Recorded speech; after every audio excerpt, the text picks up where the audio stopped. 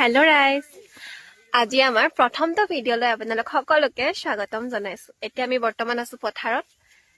আপোনালোক এতিয়া সকলোখিনি দেখাও আমি কেনেকে ধান কাটো, কি খাওঁ, কি কৰো। সেইকাৰণে ভিডিঅটো শেষলৈকে চাব। এয়া চাওক, এতিয়া সকলোৱে ধান ইতিমধ্যে কাটি আছে। মই অলপ পালোহি, ৰাতিপুৱাই পালোহি বাৰু। এতিয়া ব্লগটো বনাওঁতে অলপমান দেৰি হৈছে। সকলোৱে কাটি আছে। সৌটো দাদা এই পোৱালিটোৰ লগত ব্যস্ত হৈ আছে। মুখখন চাওঁ আহিছো। এজনী হৈছে আমাৰ মাজুখুৰী। মুখখন চাওঁ। এতিয়া আমাৰ আটাইতকে মানে বিলাতৰ পৰা মাংগাই আনিছো মানে দাৱনী এজনী, বহুত মানে চোকা দাৱনী। এইফালে চাই দিয়া, বহুত ধান কাটিব পাৰে। এইফালে দাই আছে এজনী ভন্টি, এজনী নবৌ, এজনী ওচৰ আইতা, এজনী দেখাইছো ৰব আপোনালোকক। এইজনী আমাৰ পোৱালীজনী হাই কৰি দে। হাই। এজনী হৈছে আমাৰ জুৰি। হাই কৰি দে। এতিয়া একদম শেহতীয়াকে আহিছো।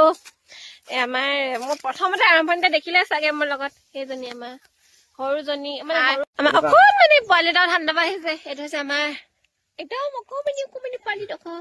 এতিয়া ঠাণ্ডাই থাকোতে ই পালেহি দাদা। এই ঘৈণীয়েক ইয়াত আছেহি যে, সেইকাৰণে ইও পিছে পিছে গুচি আহিলে। এয়া মই এতিয়া ধান কাটি আছো। কাটিব নাজানিছিলো, জনা 2 বছৰমান হৈছে, বেছি হোৱা নাই বাৰু। পানী লাগি আছে আৰু সেইকাৰণে বিয়া পাতিলে সদায় গাঁৱলীয়া ছোৱালী বিয়া পাতিব লাগে, চব কাম কৰিব জানে, বুজিলে। ঠাণ্ডা এতিয়া ভাগৰ লাগিলে অকমান এতিয়া চাহ খাবলৈ যাওঁ। এইটো পেপা এটা বনালো, বজাৰ দেখাইছো। আমাৰ এতিয়া চাহ লৈ আহিছিলে ভাইটিয়ে, সৰুটো ল'ৰাটো সেইটো উৎপলে চাহ লৈ আনিছিলে। এতিয়া এতিয়া চাহ বাকিছে, সকলো এতিয়া চাহ খাম। এতিয়া আমি এটিকি, এজনী জুৰি,